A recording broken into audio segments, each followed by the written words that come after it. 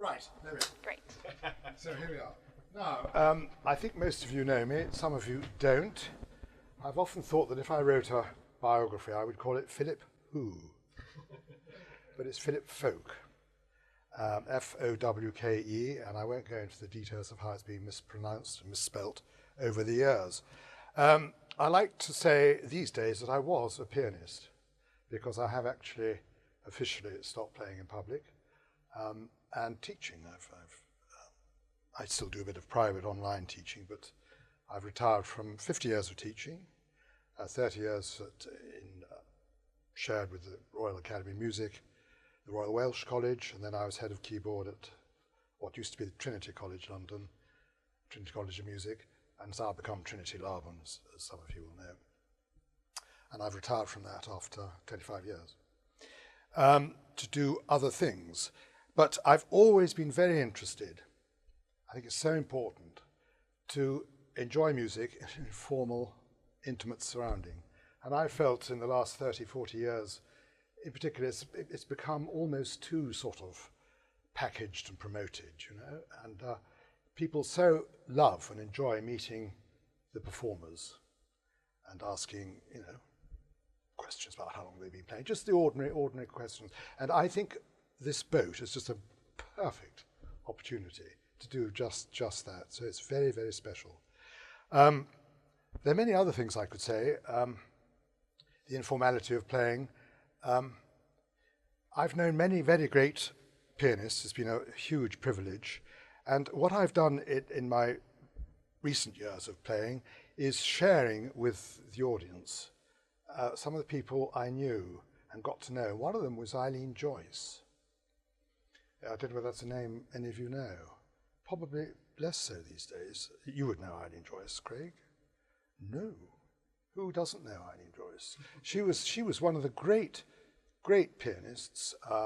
She was Australian, but she came over to Europe in the 1920s to study. And she was probably, certainly during the war years, one of the top women pianists, aside from Mara Hess. She played everywhere in the Blitz cities, and she was well known for her coloured dresses. She used to wear sort of green for Mozart, and then change it for red for Beethoven, and you know, that kind of thing. So she got as well known for her dresses as for her performing. Anyway, I got to know her because when I did my first promenade concert at the Royal Albert Hall with Simon Rattle. It's on YouTube. You can all see a young version of me, Simon Rattle, and me. So go home immediately and watch it. In 1979, and Eileen had recorded it in 1940, and she'd stopped playing it in 1960. But she heard that this young British pianist was playing it, and so she, through a mutual friend, she contacted me, and I ran it through to her, and I got a signed copy and all the rest of it.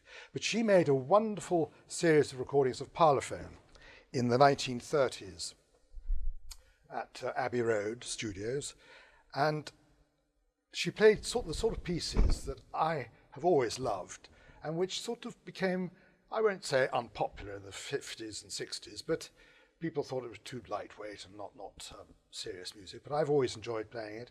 And although I don't actually play now, I'm going to play to you one of the pieces that I first heard Eileen Joyce on a parlophone record made in about 1936.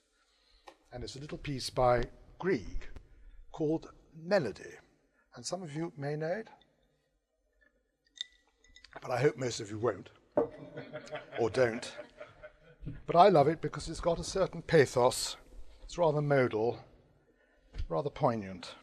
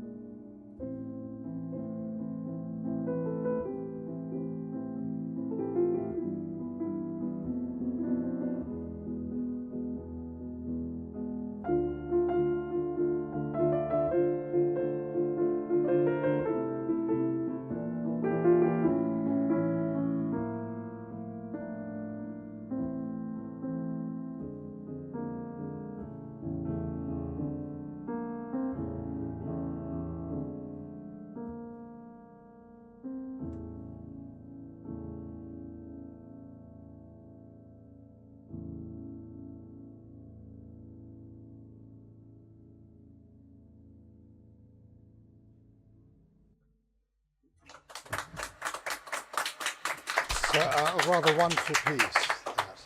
And she used to play this. I don't know whether I can, but she could.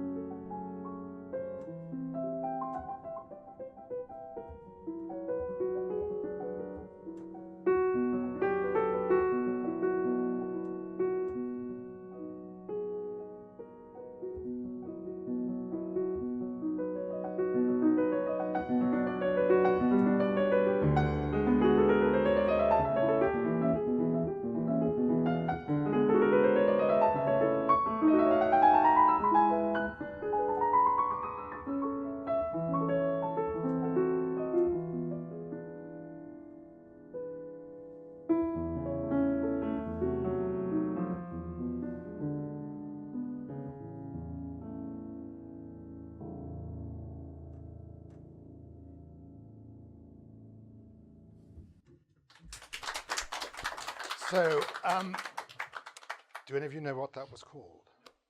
Oh, good. This is. You don't know that either. Have you ever heard it before? Mara, you can't. It's called the Butterfly. Butterfly. Now, another pianist I knew. We're all right for time, are we? Yeah. Good. Another. I'll get in my stride. I'll be here all day. You'll have to wait, Mazza. When I gave a Wigmore, not a Wigmore, it was a Queen Elizabeth Hall recital. I'm trying to impress those who don't know me. A few years ago, many years ago, a particular pianist came whom I admired immensely, and he was a big name, Shura Jakaski. And he had heard of me, and for various reasons, he came to the concert in which I played. I did things like this, which is why I don't play now. All Chopin's waltzes in the first half, and the Rachmaninoff second sonata in the original version in the second half. And he came backstage afterwards, and I've always taken this to be one of the biggest compliments I ever had, but he said to me, he had a sort of camp American drawl, and he said, "Philip, yes, sure, are you English?" And I said, yes, sure, I'm very English. Are you sure you're English? And I said, yes, sure. You don't play like an Englishman. Now, I took that rightly or wrong. Now, you might not think anything now, but I don't play that kind of razzle-dazzle repertoire. But I did play an encore, which I won't tell you what it is, because you will know the piece. And I played it in a certain way, and he said to me, now, that encore, Philip, how do you get that effect? And I said, sure, I'm not going to tell you. So it doesn't always work, but we'll see.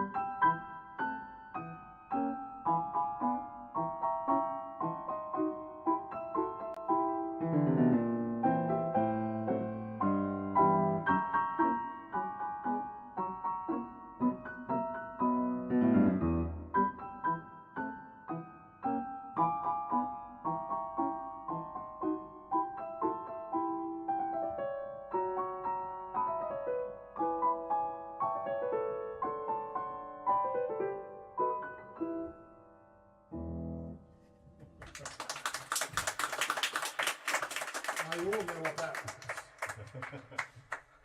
Dance of the Sugar Plum Fairy. And it is an arrangement, a very simple arrangement in a way, by Tchaikovsky himself, but I did a little extra something.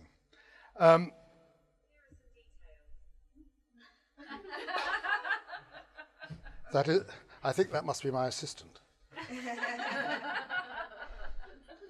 Right, well, I don't want to go on too long because we've got Mazza to come. But one of the things I've been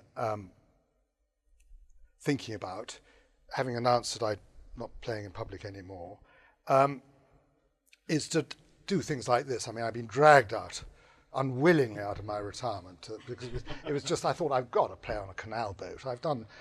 I've played in many concert halls around the world, but I haven't actually played on a canal boat. And so this is my debut. And I feel that ought to go into some kind of CV or account of some sort or another. But the one thing I want to do, if I do play, is play things I've never played before. And I don't know whether this is the occasion, because there is something I've never played before, and I haven't brought the music, and I'm not sure I'll get through it, and if I don't, you would understand, I hope. But I think, as I said, I'm talking myself into trying to see if I can play something I've never played in public, in any shape or form. And if I forget, you can get the music for me, or I'll play something else. But it's a sort of piece I thought, I've taught this so often, but I've never, ever performed it.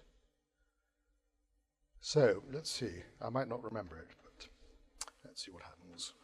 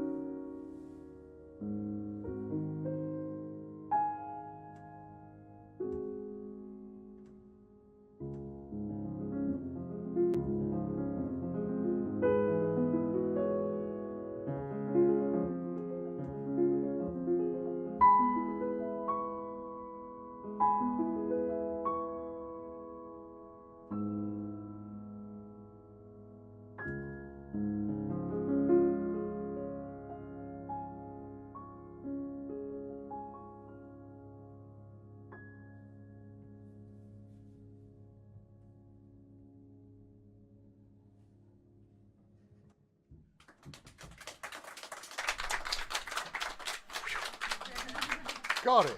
Right. Now, seeing Myers here has inspired me, because there have been times when I've been to the Steinway showroom, and when nobody's about, we've had a bit of fun. Don't misunderstand me, ladies and gentlemen. So, I thought, I have played this, but I haven't played it for a long time, but I thought singing it here, I'm going to see if I can remember it. Can't even remember what.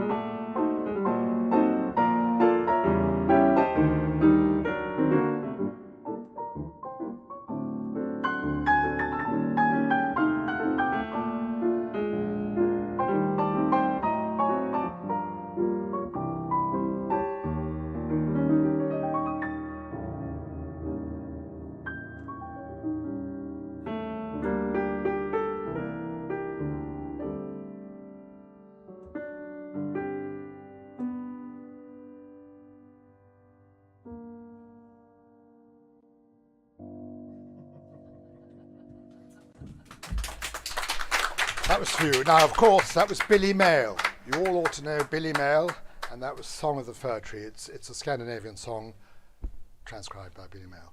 So, thank you, ladies and gentlemen, for letting me chat on and play to you in this beautiful surroundings on the marvellous piano. So, thank you very much indeed. Thank you.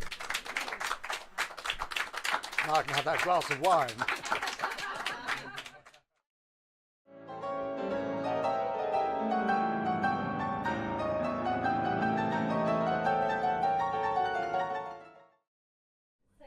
We're going to go to Craig for the history on the piano and Steinway itself. Right. Yes, sorry, that's a good idea, isn't it? Well, I'm glad to be able to do something for you.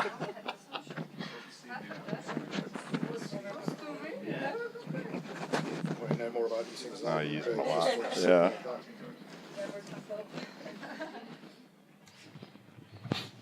I should do it. Thank you, Philip, for that nice little concert there. If you don't know me, I'm Craig Terry. I'm the managing director of Steinway & Sons UK. I'm 70 years old, and I started this when I was 35. So I've been here 36 years with Steinway & Sons. And started off in Chicago. And I knew Tchaikovsky. Yes. Yeah. He's the only person I ever knew that walked at a 45-degree angle. If you walk like that. Hello, Craig. Yes, exactly. You've got him. Yeah, he's very very quirky. Like all these older pianists were very quirky people. He always stayed in the same hotel in Chicago, and when he opened the door, he had to see a Steinway upright, or he'd leave. And he loved chocolate ice cream.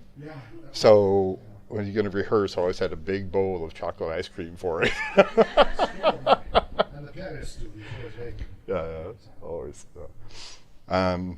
So Brianna, Massa, unbelievable. When they came to the showroom and told me what they were going to do, I said, "Oh my gosh, how are they going to pull this off?" And here we are. It's a dream come true, literally. And just magnificent. The piano sounds wonderful in here. It really does. And thank you, Philip, for making the piano. They're always just wood, metal, and strings until somebody plays them. It has to take somebody like Philip and Massa to bring it alive. It's just sitting there waiting. Waiting for you or waiting for Massa, And I thought I'd tell a little story about Steinway that a lot of people don't know.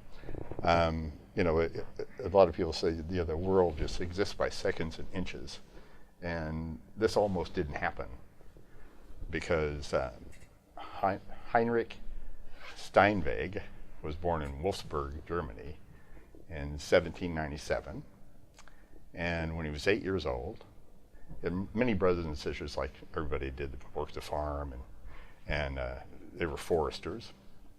And when he was 8 years old, the French invaded Germany, and the father and the boys, the older boys, joined the army and left little Henry at home with his mother and brothers and sisters.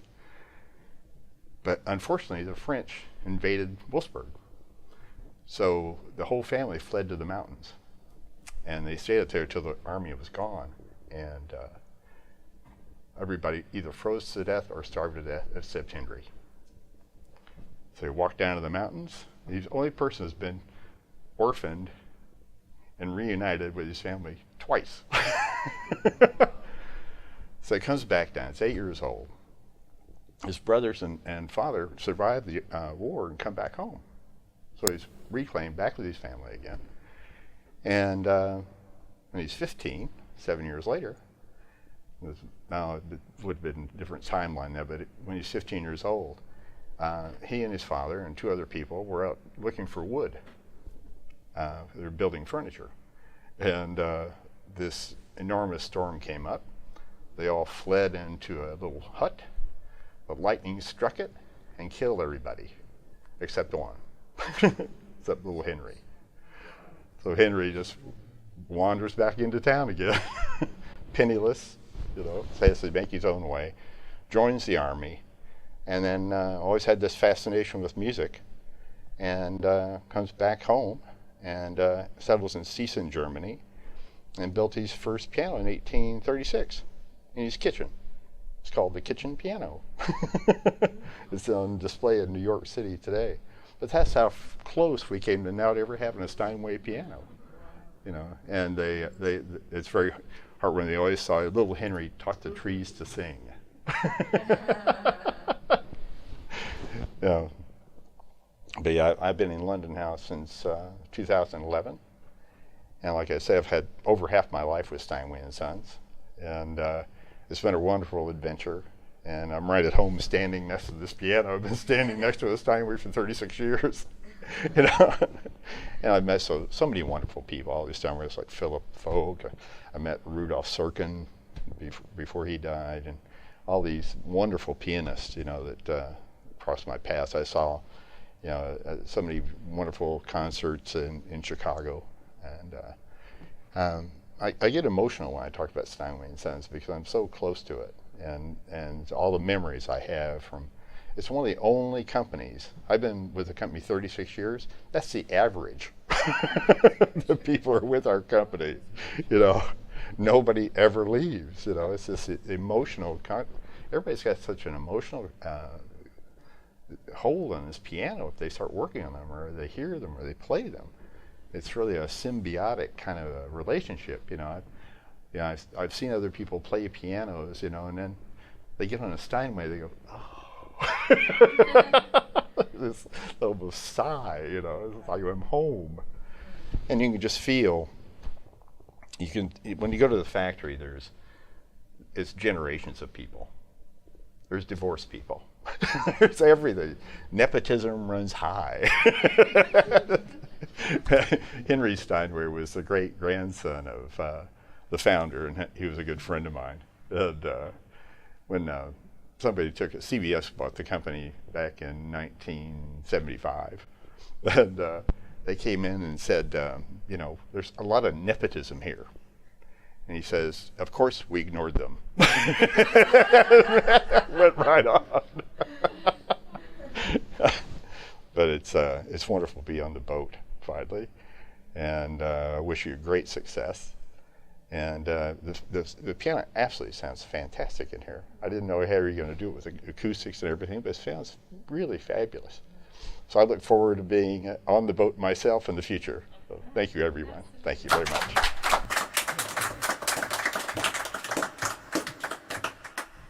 Thank you very much. Well, thank you so much for coming today. And you know, it's wonderful that you were able to finally see it. I mean, yeah, we weren't sure how we were going to pull it off either, to be honest. But yeah, obviously with COVID and everything, it's all been sort of delayed. But here we are. We've weathered the storm, as it were. So survived.